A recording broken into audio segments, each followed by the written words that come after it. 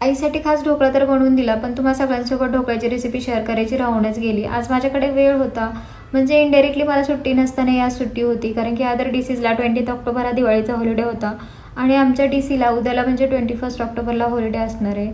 आज most of the teammates हे हॉलिडेवरती असल्यामुळे माझ्यासाठी पण इनडायरेक्टली तो हॉलिडेज होता. मग म्हटलं चला वेळ आहे तर आज रेसिपी शेअर करून देऊयात. ढोकळा बनवण्यासाठी इथे मी 3 वाटी बेसन पिठाचा वापर केलेला आहे. बेसन पीठ आधी व्यवस्थित चाळून घेतलं, त्यानंतर एका पातेल्यामध्ये काढून त्यामध्ये अर्धा चम्मच हिंग, अर्धा चम्मच हळद, चवीपुरतं मीठ, लहान आकाराच्या चमच्याने 3 चमचे साखर ॲड केली, अर्धा लिंबाचा रस आणि मोठ्या आकाराचे जे चमचे असतात त्याने 3 चमचे तेल ॲड केलं आणि पाणी ॲड करून हे सगळं मिश्रण एकजीव करून घेतलं. आता इथं पाण्याचं प्रमाण जे आहे 3 वाटी बेसन पिठासाठी मी इथं 1.5 वाटी पाणी ॲड केलं आणि सगळं मिश्रण एकजीव करून घेतलं. पाणी मला थोडंसं कमी वाटलेलं, त्यानंतर मग वरून मी थोडंसंच पाणी ॲड केलं, म्हणजे अर्धी वाटीतलं पण अर्धं पाणी असं ॲड करून सगळं मिश्रण एकजीव करून घेतलं. एका टोपल्यामध्ये पाणी गरम करायला ठेवलं. तोपर्यंत हे सगळं जे मिश्रण आहे ते मिक्सरमधून मी एक वेळेस फिरवून घेतलं, जेणेकरून सगळे जिन्नस एकजीव होतील, मिश्रण आपलं व्यवस्थित तयार होईल. मिक्सरमधून जे बेसन पिठाचं मिश्रण फिरवून घेतलं होतं त्यामध्ये इनो ॲड केला मी.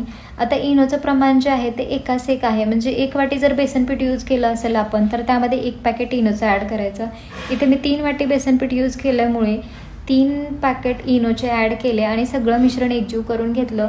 सुरुवातीला मी मिक्सरच्या भांड्यातच डायरेक्ट इनो टाकला होता, पण ते पीठ एवढं फुगायला लागलं त्यामुळे मग नंतर ते एका पातेल्यामध्ये काढून घेतलं आणि सगळं एकजीव करून घेतलं. एका मोठ्या आकाराच्या प्लेटला तेल लावून घेतलं आणि हे ढोकळ्याचं जे बॅटर तयार झालेलं आहे हे त्यामध्ये टाकून तिला टॅप करून घेतलं, जेणेकरून कुठेही एअर बबल्स राहणार नाहीत आणि मिश्रण व्यवस्थित प्लेटमध्ये सेट होईल. ढोकळ्याच्या बॅटरची ही जी प्लेट आहे ती आपण गॅसवरती एका टोपल्यामध्ये पाणी गरम करत ठेवलं होतं त्यामध्ये ठेवून दिली आणि वरून अजून एक प्लेट झाकून त्यावरती जड काहीतरी भार ठेवून 20 मिनिटासाठी हे सगळं मिश्रण वाफळून घेतलं. आता इथे मी प्लेट झाकल्यानंतर त्यावरती रुचना ठेवला होता. रुचना म्हणजे खलबत्त्यावरचा जो गोल गोटा असतो वाटायचा, त्याला आमच्याकडे रुचना म्हणतात. सो एअरटाईट होईल, वाफ बाहेर येणार नाही, त्याच्यामुळे मग मी रुचना ठेवला होता आणि 20 मिनटं हे सगळं मिश्रण मंद आचेवरती वाफळून घेतलं. 20 मिनिटानंतर बघू शकता आपला ढोकळा एकदम भारी फुगलेला. ढोकळा बनवायला एवढी कसरत लागली नाही, पण तो ढोकळ्याची प्लेट जी आहे ते टोपल्यातून काढण्यासाठी एवढी कसरत करायला लागली. म्हणजे ते पहिल्यांदा तर ते प्लेट पालतच झालं माझ्याकडून, त्यानंतर आईनं मग कसं बसं ते टोपल्यातून बाहेर काढलं. तोपर्यंत मी तडका वगैरे करून घेतला होता. सगळा तडका जो आहे तो ढोकळ्यावरती टाकून घेतला आणि ढोकळ्याचे व्यवस्थित काप करून घेतले. बघू शकता आपला ढोकळा एकदम स्पॉन्जी झालेला आहे, म्हणजे फर्स्ट टाइम तो एवढा छान झाला होता. दिसायला जितका छान दिसत होता खायलाही तितकाच भारी होता. बहिणीची लेकरं तर म्हणत होती की मग एकदम हॉटेलमधल्यासारखा झाला आहे. So we can rate it as 10 out of 10.